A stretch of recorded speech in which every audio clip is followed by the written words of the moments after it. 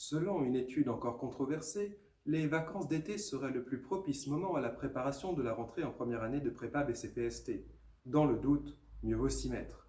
N'ayons pas peur des mots, sortir d'une terminale scientifique est certes une condition nécessaire pour intégrer la prépa, mais cela n'est pas, loin s'en faut, une condition suffisante pour avoir au fond de l'âme cette perception à la fois intime et globale des notions du cours. Que puis-je donc faire pour préparer efficacement ma rentrée, me demanderez-vous, et vous aurez bien raison de le faire.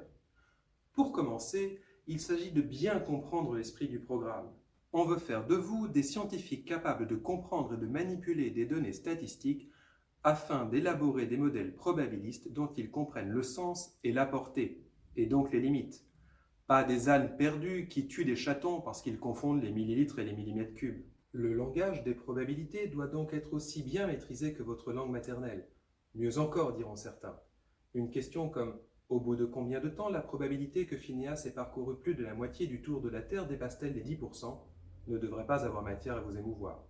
Vous devriez en revanche être fort ému quand une personne vous réclame un intervalle de fluctuation de la proportion de guérison lors du test du tout nouveau médicament contre la toux féline, parce qu'il confond intervalle de fluctuation et intervalle de confiance, pauvre de lui. C'est aussi pourquoi, et contre toute attente, vous devrez également maîtriser sur le bout des ongles les concepts de la géométrie dans l'espace, en particulier les systèmes d'équations paramétriques, en ce qu'ils nous permettront de donner une représentation concrète et très générale d'une gamme très étendue de situations probabilistes et analytiques.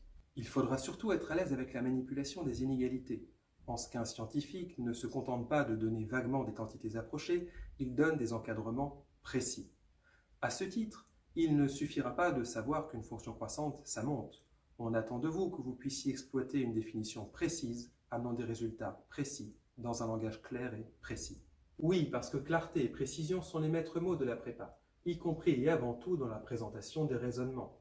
Ce dernier terme regroupant à la fois les aspects rédactionnels et calculatoires. S'informer sur le calcul des prédicats, les tables de vérité, les lois de Morgan, la déduction naturelle, bref, la logique, tout ça, ce ne serait pas un luxe. Difficile de ne pas se sentir dépassé par tant et tant de choses quand il nous reste si peu de temps, et ne rien faire du tout est si tentant. C'est pourquoi je me montrerai disponible pendant les vacances pour vous accompagner dans cette tâche, moins lourde qu'il n'y paraît, car après tout il ne s'agit pas de s'entraîner à quoi que ce soit, juste de s'habituer à une certaine façon de penser les maths. Vous trouverez dans la présentation de la vidéo, juste en dessous, différents liens vers des comptes que j'ai créés spécialement pour nos interactions. N'hésitez surtout pas à en faire usage.